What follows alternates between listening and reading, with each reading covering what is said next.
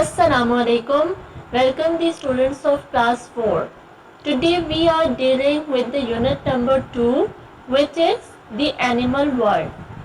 So students, we are dealing at page number 18 or 19 and the topic is movement.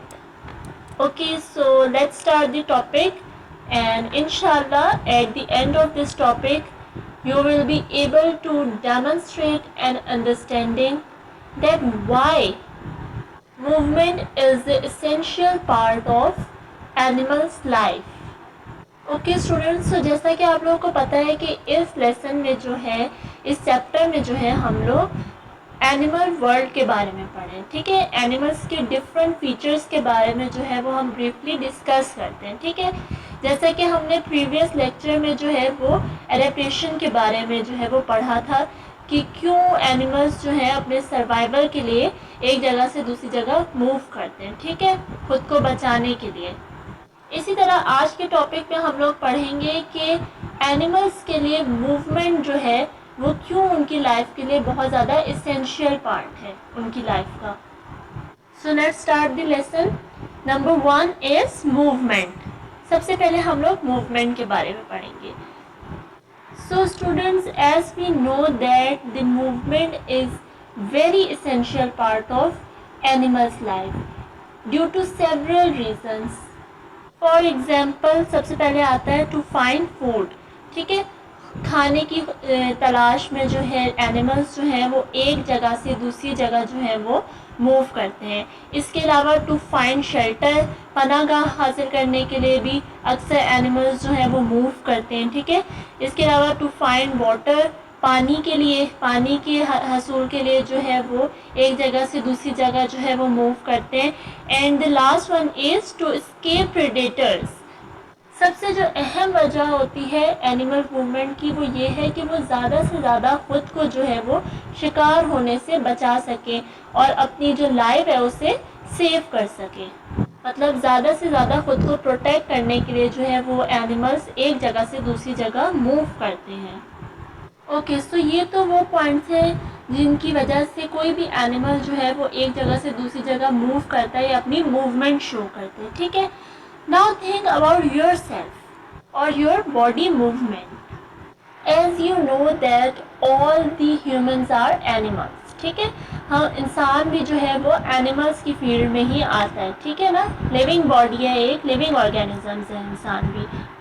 So all the animal bodies are designed for movement. ठीक है, so जो भी जितने भी living bodies हैं, living bodies में से मुराद है जितने भी इंसान या जानवर हैं, वो सब जो है कोई ना कोई मूवमेंट, कोई ना कोई हरकत ज़रूर शो करते हैं क्योंकि उनकी बॉडी का स्ट्रक्चर ही ऐसा बनाया गया है कि वो कोई ना कोई मूवमेंट ज़रूर शो करेंगे.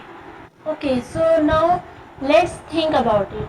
Whenever you are hungry, what happened? Then what happened? जब भी आपको भूख लगती है तो आपका जो ब्रेन होता है मैसेजेस सेंड करता है आपकी बॉडी के डिफरेंट पार्ट्स को. ठीक है, and then your eyes look forward to find out the food. ठीक है, तो जब वो फूड को फाइंड आउट कर रही होती है तो वो आइज जो है हमारी मूवमेंट शो कर रही होती है. इसके अलावा जब आपको कोई भी चीज़ खाने को मिल जाती है then your hands pick up to eat. ठीक है, तो फिर आप उस चीज़ को खाने के लिए जो है हाथों की मूवमेंट शो करते हैं और फिर तब जाके आप अपनी भूख को जो है वो ख़त्म कर सकते हैं. ठीक है, सो अगर आप लोगों की बॉडी के अंदर मूवमेंट नहीं होगी तो आप कभी भी जो है अपने टास्क को पूरा नहीं कर सकेंगे. ठीक है ना, यही वजह है कि मूवमेंट जो है वो कोई भी फंक्शन परफॉर्म करने के लिए बहुत ज़्यादा एसेंशियल है, बहुत ज़रूरी है. ओके, नेक्स्ट इसी से रिलेटेड जो है वो आपको एक यहाँ एग्जांपल दिखाई गई है ताकि आप अच्छी तरह मूवमेंट के कॉन्सेप्ट को जो है वो अंडरस्टैंड कर सकें. Okay, for example, if you are in trouble then what can you do. क्या करेंगे आप अगर आप किसी भी मुश्किल में हैं. First of all, your brain send messages to every part of your body.